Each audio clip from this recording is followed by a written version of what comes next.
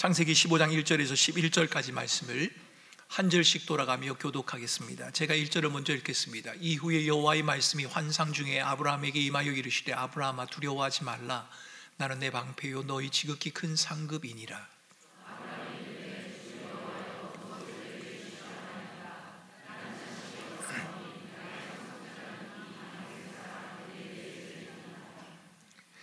아브라함이 또 이르되 주께서 내게 씨를 주지 아니하셨으니 내 집에서 길린 자가 내 상속자가 될 것이니이다.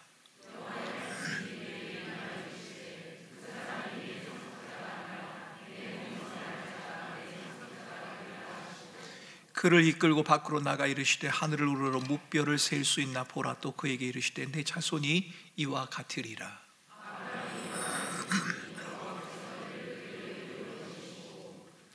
또 그에게 이르시되 나는 이 땅을 내게 주어 소유를 삼게 하려고 너를 갈대아인의 우르에서 이끌어낸 여호와니라.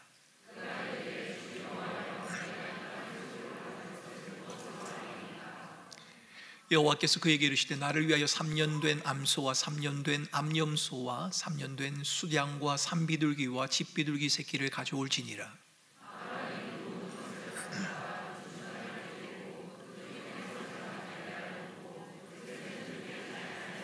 같이 읽겠습니다. 솔개가 그 사체 위에 내릴 때에는 아브라함이 쫓았더라. 아멘. 여러분, 저는 우리 성도님들을 다 좋아합니다만 특별히 아이들을 많이 좋아합니다. 그래서 로비에서 아이들을 만나면 인사라도 한 번 더 하고 싶고, 제가 가진 것이 있으면 좀 나눠주기도 하고 그렇게 하려고 합니다. 어느 날 교회가 낯설었는지 엄마와 실랭이를 하고 있는 아이를 한 명 로비에서 만났습니다. 그래서 제가 그 아이에게 목사님이 맛있는 거 줄까? 그랬더니 그 아이가 갑자기 저를 쳐보더니만 뭔데요? 뭘 주시려고 그러세요? 이렇게 묻는 겁니다. 여러분, 그 아이는 사실 제가 누구인지에 대해서는 별로 관심이 없었습니다. 그저 제가 주려고 하는 것이 무엇인지가 궁금했던 것입니다. 오늘 우리가 읽은 본문에서 아브라함은 아이가 저에게 한 것과 같은 질문을 하나님을 향해 던집니다. 하나님, 뭘 주려고 하십니까? 뭘 주시려고 하세요? 라고 묻습니다. 이 사람은 창세기 17장에서 하나님이 아브라함이라는 이름을 줄 때까지 아브람이라고 불렸던 사람입니다. 여러분, 성경을 읽으시다가 아브라함을 보면 같은 사람입니다. 다른 두 사람이 아니라 동일 인물이라는 것을 기억하시기 바랍니다. 1절은 하나님이 환상 중에 아브라함을 찾아가는 것으로 시작합니다. 사람들은 하나님이 환상 중에 아브라함을 만났다, 그 사건의 매력을 느낍니다. 그래서 환상을 보기를 사모하기도 합니다. 여러분, 저는 그런 분들에게 히브리서 1장 1절 이하의 말씀을 읽으라고 권해드리고 싶습니다. 히브리서 기자는 더 이상 환상을 통해 하나님과의 만남을 추구할 필요가 없다는 사실을 분명히 말합니다. 하나님이 환상을 통해 말씀하실 수 없거나 또 환상이 필요하지 않기 때문은 아닐 겁니다. 하나님이 원하시면 못할 일이 어디 있겠습니까? 무슨 일이든지 다 할 겁니다. 그럼에도 하나님이 더 이상 환상을 통해 말씀하실 필요가 없다라고 히브리서 1장을 통해서 우리에게 말씀하시는 이유는 아들이신 예수 그리스도를 통해, 아들에 대한 기록인 성경을 통해 하나님의 계시가 완성되었기 때문입니다. 성경이면 충분하다는 말입니다. 그런데 이제 이 말씀을 듣는 분 가운데 목사님, 저는 며칠 전에도 환상을 본 적이 있는데요, 꿈을 꾼 적이 있는데요 하시는 분들이 계실 겁니다. 고인이 되셨습니다만 저희 어머니도 자주 제게 말씀하셨습니다. 정 목사, 내가 어제 꿈을 꿨는데 하나님께서 기도하는 중에 이런 모습을 보여주셨는데 여러 차례 제게 말씀을 하신 적이 있습니다. 그러면 이것을 어떻게 받아들여야 될까요? 여러분, 하늘의 3층천을 경험했던 바울을 아십니까?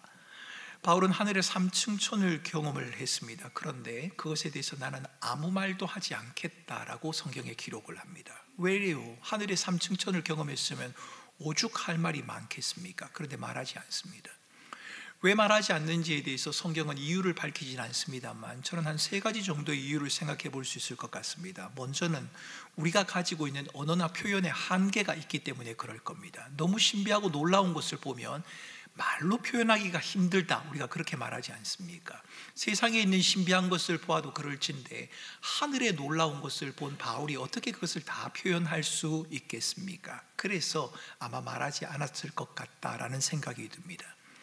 두 번째 생각해 볼 수 있는 이유는, 바울이 만약에 하늘의 삼층천에 대해서 말을 했다면 그 말을 듣는 사람들이 각기 자기가 듣고 싶은 대로 들었을 것 같다. 그래서 하늘에 대해서, 하늘의 삼층천에 대해서, 하늘나라의 비밀에 대해서 자기 마음대로 왜곡하거나 이해했을 가능성이 있다고 저는 생각합니다.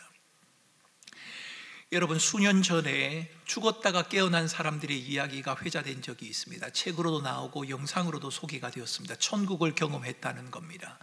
천국을 경험했다는 많은 분들의 간증이 소개된 이후에 교회에 열풍이 일었습니다. 과연 내가 천국에 갈 때 몇 평에 살 것인가 라는 관심 말입니다. 신앙생활을 열심히 한 사람은 높은 건물에 살게 되고, 어떤 사람은 새방살이를 해야 된다라고 하는 그분들의 간증 때문에 많은 분들이 천국을 그렇게 이해하기 시작했습니다. 어떤 사람은 황금 면류관을 쓰게 될 것이고, 어떤 사람은 개털 모자를 쓰게 될 것이다. 여러분, 이런 이야기들이 성도들 간에 회자가 되었단 말입니다. 여러분, 저는 그분들의 경험을 비하하고 싶은 마음은 전혀 없습니다.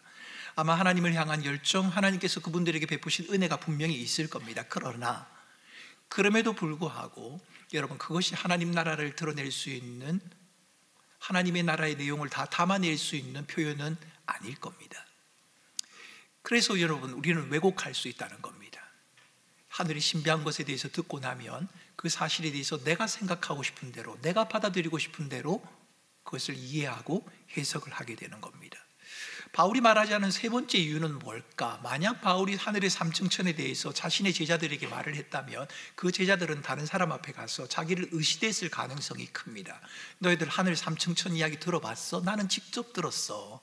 너희들은 전에 들었지만 나는 직저자가, 그것을 본 사람이 내게 직접 말을 했어. 여러분, 이런 일들이 생기지 않았겠습니까?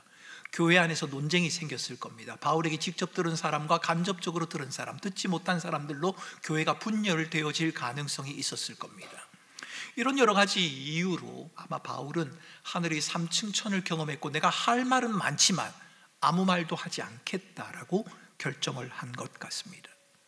혹 여러분 가운데 신비하고 놀라운 경험을 하신 분이 계십니까? 기도하는 중에 환상을 보거나 꿈 가운데 하나님께서 여러분들에게 어떤 것을 보여주시거나 알려주신 분이 계십니까? 아니면 여러분들이 기도하는 중에 생각지도 못했던 놀라운 은혜와 능력이 임해서 여러분의 아프던 몸이 낫거나 여러분이 생각지도 못했던 놀라운 은혜를 경험한 분이 계십니까? 여러분, 저는 그것이 필요하지 않다고 말씀드리는 것이 아니라 저는 그것이 귀하다고 말씀드립니다. 그러나 그것을 여러분의 마음에 담으시기 바랍니다. 내가 경험했으니 당신도 기도하면 그 경험을 하게 될 것이다, 그렇게 말씀하시면 안 됩니다. 조금 더 기도하면 하나님께서 환상을 보여주실 것이라는 헛된 소망을 가지도록 해서도 안 됩니다. 하나님의 일하시는 방식은 그렇게 단조롭지가 않습니다. 하나님의 일하시는 방식은 산수의 구구단처럼 그렇게 정해져 있는 것이 아닙니다. 하나님의 일하시는 방식은 이 세상에 존재하는 사람들의 수만큼이나, 아니 그 이상으로 더 다양하고 복잡하다는 말입니다. 그러니 여러분, 하나님께서 주신 신비하고 놀라운 경험, 여러분만이 경험한 어떤 은혜가 있다면 그것을 여러분의 마음속에 고이 간직하시기 바랍니다.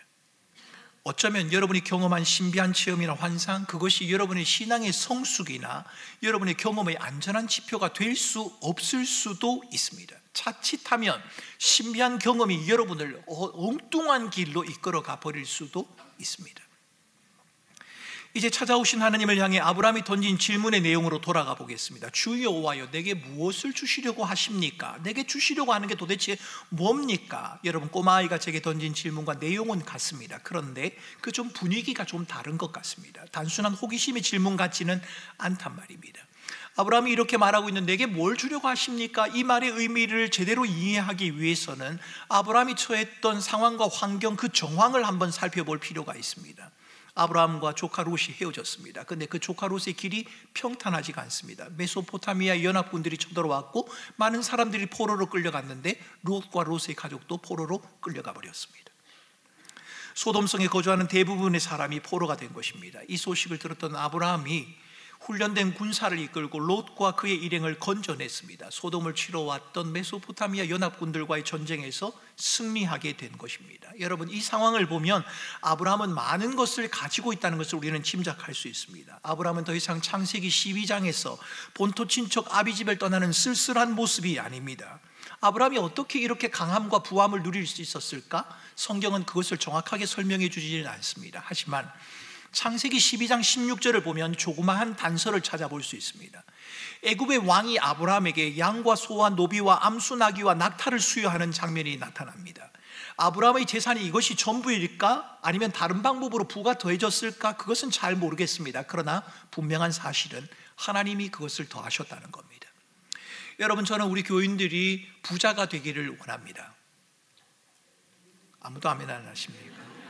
뭐 안 되셔도 괜찮습니다. 예. 그러나 여러분, 부자가 되려고 너무 노력하지 마시기 바랍니다. 왜냐하면 성경이 말하기를 부와 귀는 다 하나님으로부터 말미암기 때문입니다. 그래서 여러분, 부자가 되려고 너무 애쓰지 마시고 하나님 앞에 바르게 살아가려고 애쓰시기를 바랍니다. 이 사실을 아브라함은 알았던 것 같습니다. 아브라함은 자신의 소유를 자기의 것이라고 여기지 않습니다. 조카 롯과 길을 나누는 그 과정에서도 연장자인 자기가 물이 많은 곳을 먼저 택할 수 있지 않습니까? 그런데 그렇게 하지 않습니다. 롯, 내가 택하고 싶은 것을 택하라. 그 다음에 내가 선택하겠다라고 말합니다. 성경을 보면 아브라함에게는 눈에 보이는 것이나 더 많은 것을 가지려는 욕심의 흔적이 보이질 않습니다. 14장에서도 우리는 아브라함의 그런 모습을 볼 수 있습니다. 조카 롯을 구하고 소돔을 치러 온 연합군을 물리친 후에 전쟁에 이긴 사람은 진나라의 모든 물건을 취할 수 있습니다. 전리품을 가질 수 있다는 말입니다. 그런데 아브라함은 거절합니다. 23절에서 전리품의 일부 전리품을 거절한 이유에 대해서 이렇게 말합니다. 전리품을 얻은 덕분에 아브라함이 부자가 되었다는 소리를 듣고 싶지 않다. 내가 그 전리품을 가졌기 때문에, 전쟁에 이겼기 때문에 내가 부자가 됐다, 그런 말을 나는 듣고 싶지 않습니다 라고 아브라함은 말하는 것입니다. 여러분, 이것은 아브라함의 진심입니다. 하나님을 향한 진지한 신앙의 고백입니다. 자신이 부를 누리는 것은 누군가가 내게 뭔가를 제공해 줬기 때문에 부자가 되거나 내가 뭔가 힘쓰고 애썼기 때문에 부자가 됐다는 말을 듣고 싶지 않습니다. 아브라함이 듣고 싶은 것은 하나님이 하신 것입니다 라는 이 말을 듣고 싶은 겁니다. 최소한 여기까지는 아브라함의 모습이 너무 멋있습니다. 하나님이 모든 것의 근원 되신다는 믿음이 분명히 나타나고 있습니다. 하나님에 대한 바른 이해, 믿음에 걸맞는 삶의 모습, 여러분 다 보여지고 있습니다. 아브라함의 모습은 그저 모든 것을 자신의 공으로 돌리려고 하는, 잘된 것은 내 탓, 잘못된 것은 당신 탓이라고 말하고 싶은 우리들의 모습과는 너무 대조적이지 않습니까? 여기서 중요한 질문이 있습니다. 이처럼 아름다운 아브라함의 믿음이 언제까지 유지될 수 있느냐는 겁니다. 그리고 이 믿음을 유지할 수 있는 비결이 뭐냐는 겁니다. 도대체 무엇이 아브라함으로 하여금 이 믿음을 가지게 한 것입니까? 이 질문들에 대한 답을 찾기 위해 우리는 본문 1절에 주목할 필요가 있습니다. 1절에서는 하나님이 두려워하지 말라고 말씀을 하십니다. 모든 것이 하나님으로부터 말미암은 것을 고백하고 있는 아브라함입니다. 그런데 그의 마음에도 두려움이 찾아왔습니다. 이 두려움의 정체가 뭘까? 아브라함이 도대체 뭘 두려워하는 걸까? 하나님의 임재 앞에서 피조물인 인간이 가지는 본능적인 두려움이다, 그렇게도 볼 수 있을 것 같고, 전쟁의 여파에 대한 두려움이다, 그렇게도 말할 수 있을 것 같습니다. 하지만 이것은 우리의 짐작일 뿐, 이어지는 아브라함의 질문을 보면 아브라함이 느끼고 있는 두려움의 정체가 무엇인지를 우리는 짐작해 볼 수 있습니다. 아브라함은 하나님을 향해 이렇게 질문합니다. 하나님, 주 여호와여, 무엇을 내게 주려고 하십니까? 무엇을 내게 주려고 하십니까? 아브라함은 여호와 하나님이 무엇을 주실지 몰라서 지금 이 질문을 하고 있는 게 아닙니다. 창세기 12장에서 하나님은 아브라함을 부르시면서 큰 민족을 이루며 복을 주어서 아브라함의 이름을 창대하게 하겠다라고 말한 적이 있습니다. 복을 주겠다고, 땅을 주겠다고, 민족을 주겠다고 하나님은 약속을 하셨습니다. 아브라함은 하나님이 무엇을 주실지 알고 있습니다. 그런데 왜 아브라함이 이렇게 질문합니까? 뭘 주려고 하십니까? 내가 이미 말했지 않느냐? 하나님이 그렇게 말할 수 있지 않습니까? 아브라함은 하나님이 주실 것을 믿고 본토 친척 아비집을 떠났습니다. 그럼에도 무엇을 주시겠느냐라고 묻는 이 아브라함의 질문, 여러분 이 질문의 의도가 무엇일까요? 히브리서 11장은 아브라함이 본토 친척 아비집을 떠날 때 이미 믿음으로 떠난 것이라고 이야기를 하고 있습니다. 아브라함은 믿음이 있는 사람입니다. 그런데 내게 무엇을 주시려고 하십니까? 라고 묻고 있습니다. 여러분, 이 질문은 하나님이 주시겠다고 약속하신 것, 그것을 어떻게 주실지 이해할 수 없다는 그의 한계를 인정하고 있는 질문입니다. 좋습니다. 나 하나님 믿습니다. 그래서 내가 본토 친척 아비집을 떠났습니다. 그런데 어떻게 아이를 주시겠다는 겁니까? 어떻게 나를 복의 근원으로 삼겠다는 겁니까? 어떻게 내가 모든 사람의 축복의 통로가 되게 하시겠다는 겁니까? 이 말이 도대체 무엇을 의미하는 겁니까? 지금 아브라함은 그것을 묻고 있는 것입니다. 아브라함의 마음에는 이런 생각이 오갔을 겁니다. 하나님, 내가 자식이 없습니다. 그런데 어떻게 큰 민족을 이루지요? 내가 죽고 나면 하나님의 약속은 어떻게 이루어지는 건가요? 자식이 없는 나를 어떻게 부유하게 하신다는 건가요? 여러분, 아브라함의 한계와 연약은 나는 자식이 없다는 2절의 고백 속에서도 분명하게 드러납니다. 여러분, 나는 자식이 없다, 이 말을 좀 더 정확하게 번역을 해보면 자식이 없는 중에 걷고 있다, 이렇게 번역할 수 있습니다. 자식이 없다는 것은 고대 근동 사회의 가장 비극이요 수치였습니다. 그리고 걷고 있다는 것은 하나님과 함께 믿음의 길을 간다는 의미를 지니고 있습니다. 하나님과 함께 믿음의 길을 걷고 있는 사람에게 수치와 비극이 있다는 겁니다. 자식이 없는 중에 걷고 있다는 이 말은 수치와 비극 중에 내가 믿음의 길을 걷고 있습니다 라는 말이기도 하고, 나는 지금 믿음의 길을 걷고 있는데 수치와 비극을 경험하고 있습니다 라는 말이기도 합니다. 하나님의 약속을 붙들고 믿음의 길을 걸어가면서도 마음의 수치와 비극을 떨치지 못하는 모습, 여러분, 이것이 바로 아브라함이 지니고 있는 한계와 연약함이라는 겁니다. 아브라함의 한계와 연약함은 상속자에 대한 그의 태도에서도 분명하게 드러납니다. 2절에서 아브라함은 나의 종, 나의 상속자는 엘리에셀입니다 라고 그렇게 말합니다. 틀린 말이 아닙니다. 당시의 풍속, 당시의 전통 문화로 따르면 자식이 없는 아브라함의 입장에서는 종을 상속자로 삼는 것이 당연합니다. 틀린 게 아닙니다. 맞는 것입니다. 여러분, 저는 이 장면에서 종을 상속자로 삼겠다는 아브라함의 모습이 하나님의 능력을 믿지 못하는 믿음 없음이 아니라 그저 하나님의 계획을 몰랐을 뿐이다 라고 해석하고 싶습니다.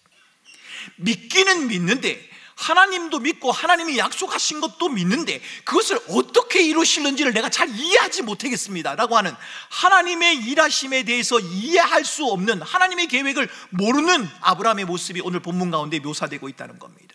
여러분, 아브라함만 그렇습니까? 아닙니다.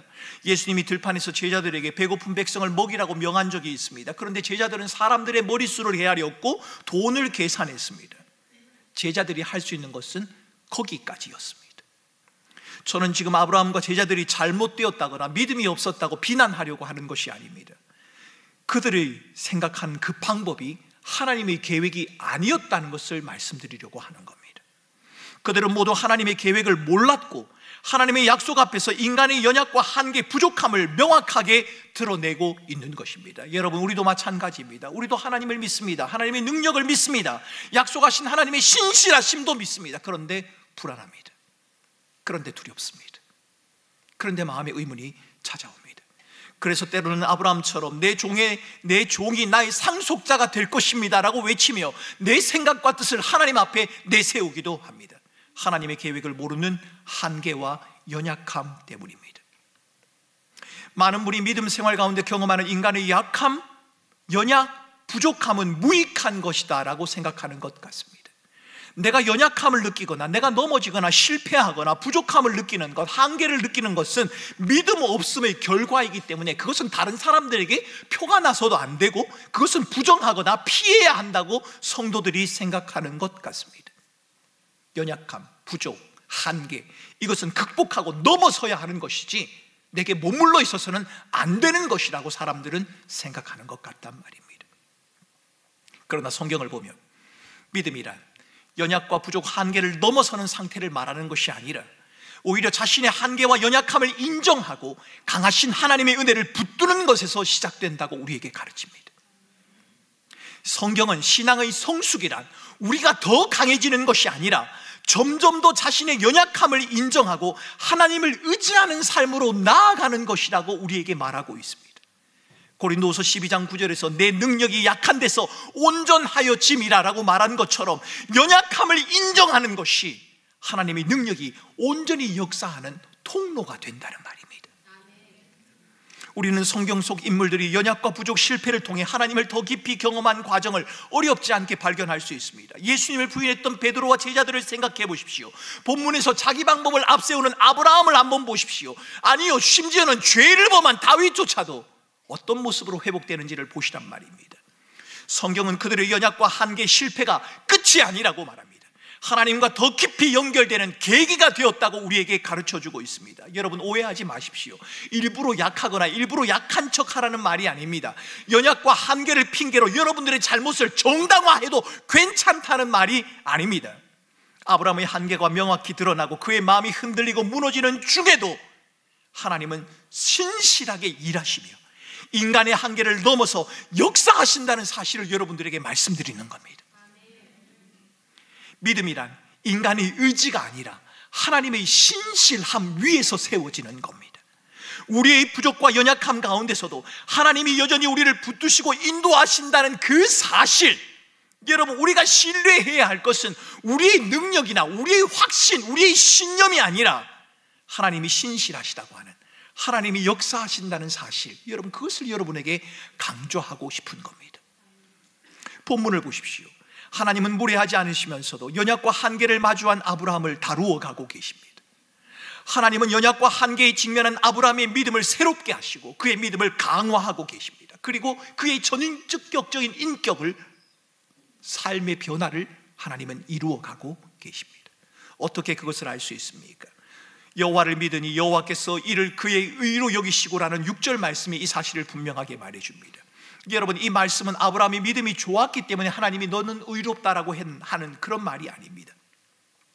아브라함이 믿음이 탁월해서 하나님이 언약의 파트너로 삼았다, 그런 말도 아닙니다. 여러분, 하나님은 이미 아브라함을 부르셨습니다. 창세기 12장에서. 그리고 하나님은 이미 아브라함에게 믿음을 주셨습니다. 여러분, 더구나 이 땅을 주어 소유로 삼게 하겠다, 하나님이 그렇게 말씀하셨는데 그 약속을 받고도 아브라함은 무엇으로 내가 그것을 알 수 있습니까? 라고 하나님에게 묻습니다. 창세기 12장에서 하나님께서 땅을 주고 자손을 주고 복을 주겠다고 약속을 하셨는데 내게 무엇을 주려고 하십니까? 라고 묻는 그 사람이 바로 아브라함입니다. 이 아브라함, 이 정도를 가지고 하나님이 의로 여기실 만한 믿음이다라고 말하면, 여러분, 제 믿음도 하나님이 의로 여길 만한 믿음인 것 같습니다. 저도 하나님에게 그렇게 묻거든요. 뭘 주시려고요? 언제 주시려고요? 어떻게 주시려고요? 무엇을 주시려고요? 여러분, 저만 아니라 여러분도 마찬가지일 겁니다. 우리 모두가 다 하나님이 의로 여길 만한 믿음의 소유자가 될 수 있다는 말입니다. 과연 이 말이 그런 뜻일까요? 하나님이 창세기 12장에서 아브라함을 부르실 때 이미 믿음을 주셨다는 사실을 기억한다면, 하나님이 의로 여기신 아브라함이 하나님의 약속을 확인하고 싶어하는 그 장면을 본다면, 우리는 하나님이 아브라함을 의로 여기셨다는 본문에 대해서 달리 해석해야 할 것 같습니다. 하나님은 지금 아브라함의 믿음을 확인하고 인정하시는 것이 아닙니다. 그래, 한번 지켜보자. 지켜보니 너의 믿음이 괜찮구나. 그러니 너를 의롭다고 하겠다. 하나님은 지금 그렇게 말씀하시는 것이 아닙니다. 하나님의 부르심 가운데 거하지만 믿음으로 살아가는 아브라함이지만 여전히 한계와 연약을 직면하는 아브라함의 그 믿음을 새롭게 하시고 강화하고 계신다라고 해석하는 것이 훨씬 더 타당합니다. 인간의 연약과 한계를 직면하며 무너져 버릴 수 있는 아브라함의 전인격적인 삶의 부분을 하나님께서 만지고 계신다는 겁니다. 우리는 하나님이 자신이 어떤 분인지를 아브라함에게 밝히고 있는 장면에 주목해야 합니다. 나는 내 방패요 너희 지극히 큰 상급이니라. 1절에서 그렇게 말씀하신 하나님께서 7절에서 너를 갈대아인의 우르에서 이끌어낸 여호와니라 라고 말씀을 하십니다.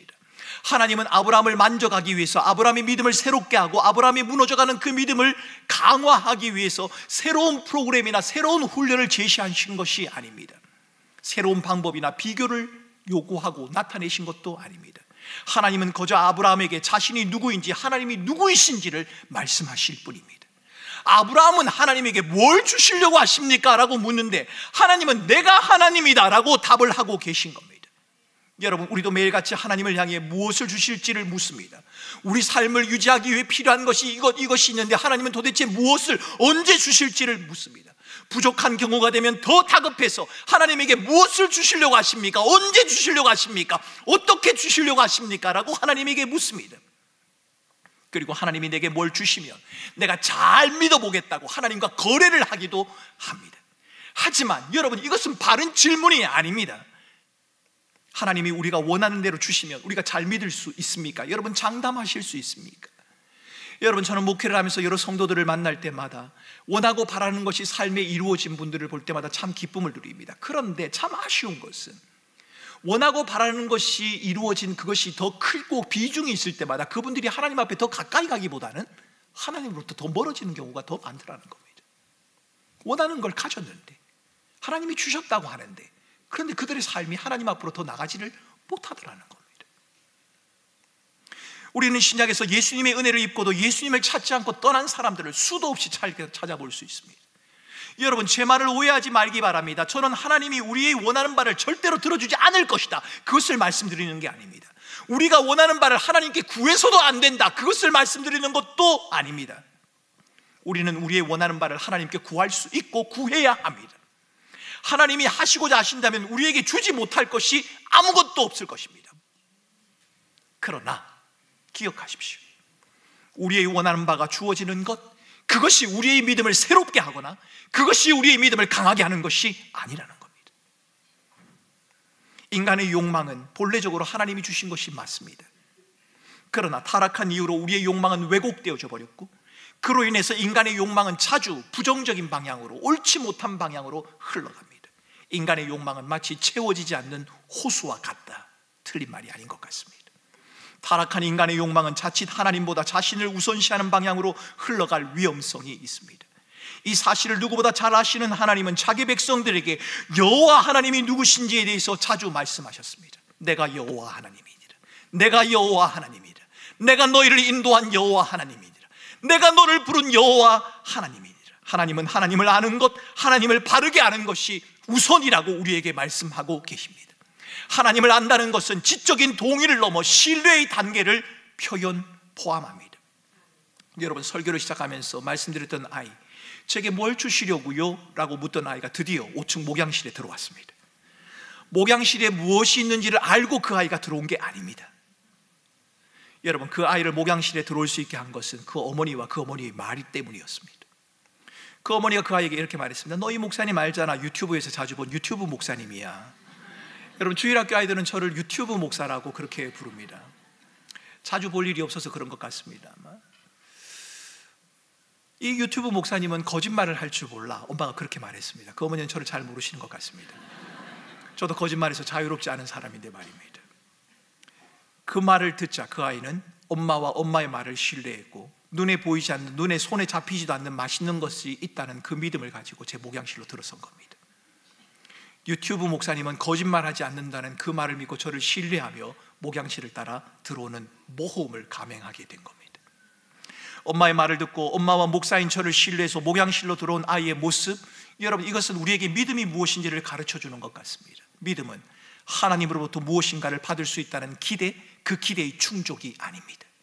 하나님이 내게 이것을 주실 것이다, 여러분, 그게 믿음이 아니라는 겁니다. 믿음은 하나님을 아는 것입니다. 하나님을 알고 내가 누구인지, 연약과 한계를 지닌 자신을 인정하는 것에서 믿음은 시작하고, 이 믿음은 결국 하나님을 신뢰하는 자리로 우리를 이끌어 가게 됩니다. 보십시오. 아브라함에게는 하늘의 별, 바다의 모래 같은 자손이 주어지지 않았습니다. 아직 말입니다. 아니, 아직 한 명의 자녀도 가지지 못한 상태입니다. 하나님이 어떻게, 언제 자녀를 주실지, 약속한 땅은 언제쯤 가지게 될지, 복의 근원이 된다는 것은 무엇을 의미하는지, 어떻게 실현되는지 그 의미와 방법을 명확하게 이해할 수 없는 한계 앞에 지금 아브라함은 서 있습니다. 그런데 그런 중에도 하나님은 아브라함에게 하나님이 누구신지를 거듭 말씀하시면서 다시 언약을 맺고 계십니다. 아브라함이 하나님이 일하시는 방식을 충분히 이해했거나 자신이 원하는 대로 하나님이 주셨기 때문이 아니라, 하나님이 아브라함에게 자신을 드러내시고 그의 믿음을 강화하심으로 그의 믿음의 길을 가게 하신 겁니다. 저는 여기서 여러분에게 이런 질문을 드리고 싶습니다. 여러분이 그토록 얻기 원하는 것이 도대체 무엇입니까? 그것만 있으면 여러분의 믿음이 강해질 것 같은 그것만 주어지면 여러분의 삶의 안정감을 누릴 것 같은 그것이 도대체 무엇입니까? 그것만 있으면 될 것 같아서 하나님에게 내게 무엇을 주시렵니까? 라고 묻고 싶은 여러분의 마음, 여러분 충분히 이해합니다. 여러분, 사업체 신방을 하면서 성도들의 삶이 얼마나 고달프고 힘든지를 지금 뼈저리게 느끼고 있습니다. 세상이 만만치가 않습니다. 여러분이 하나님으로부터 얻기를 원하는 그것이 여러분이 원하는 때에 주어지면 좋겠고, 여러분이 원하시는 방식대로 여러분에게 주어질 수 있기를 저는 함께 기도하고 있습니다. 그러나 여러분, 오늘 본문은 우리에게 자신의 연약과 한계를 넘어서게 하시는 하나님을 신뢰하며 하나님이 여전히 당신의 방법으로 일해 가신다는 사실을 인정하고 고백하는 것, 그것이 믿음이다라는 것을 우리에게 가르쳐주고 있는 겁니다.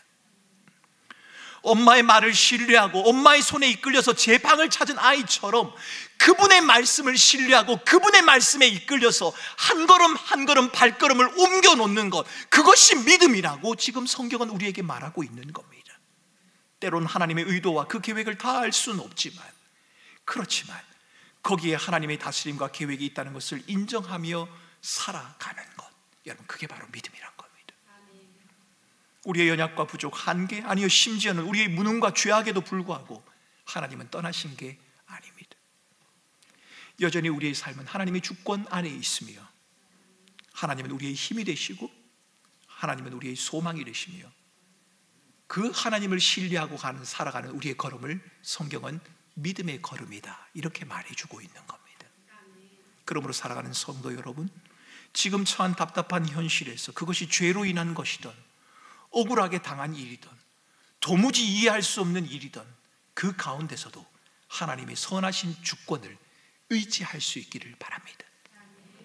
왜 이 상황이 변하지 않는지, 하나님이 무엇을 어떻게 주실는지 이해할 수 없다 하더라도 우리가 신실하신 하나님의 주권을 믿고 그분을 신뢰할 수 있다면, 이것은 포기와 버림이 아니라 하나님의 인도하심이요, 하나님이 주시는 위로요, 소망이다. 여러분, 이렇게 말하는 말은 맞는 말입니다. 왜요?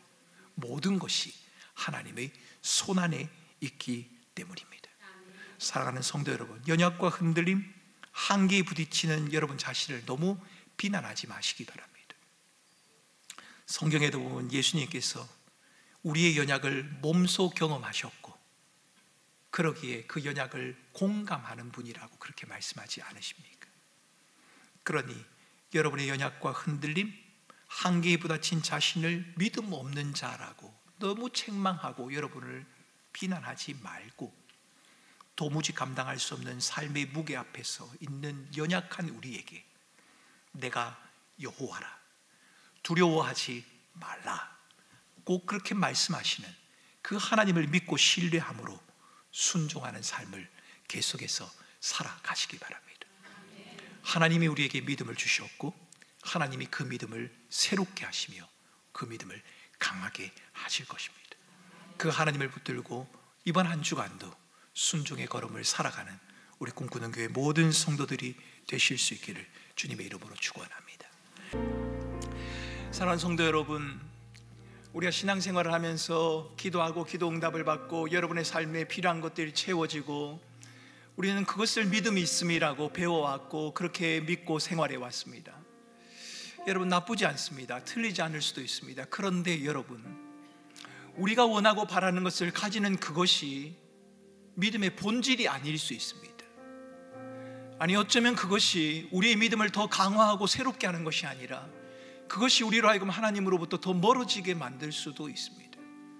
저는 여러분의 삶에 원하고 바라는 것이 제때에 다 채워지고 이루어지기 위해서 계속해서 기도하겠습니다. 그러나 여러분이 원하고 바라는 것, 그것에 주목하기보다 내 삶의 주인이신 하나님을 놓치지 마시기 바랍니다. 내가 여호와니라, 내가 여호와니라 라는 주님의 음성에 귀를 기울일 수 있기를 바랍니다.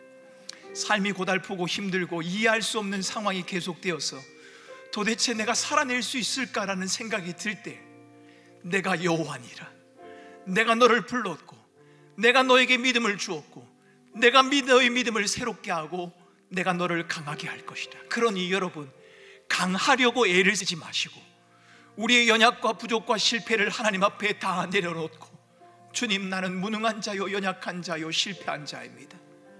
강하신 주님이 나의 힘이 되시고 나를 도우시고 나를 이끌어 주옵소서. 그분의 신실하심을 붙들고 살아가기를 위해서 우리가 기도해야 할 것입니다. 이 시간 우리가 함께 기도하겠습니다. 하나님, 이번 한 주간도 강하신 주님을 붙들고 믿음으로 살아갈 수 있도록 주님 도와주옵소서. 혹독한 현실 앞에서 나의 감정과 생각에 휩싸이지 아니하고 변함없으신 주님의 은혜를 붙들고 한 걸음 한 걸음 믿음의 길을 감당해낼 수 있도록 인도하여 주시옵소서. 이 시간 합심해서 함께 기도하겠습니다. 함께 기도합니다. 존귀하신 하나님 아버지, 우리에게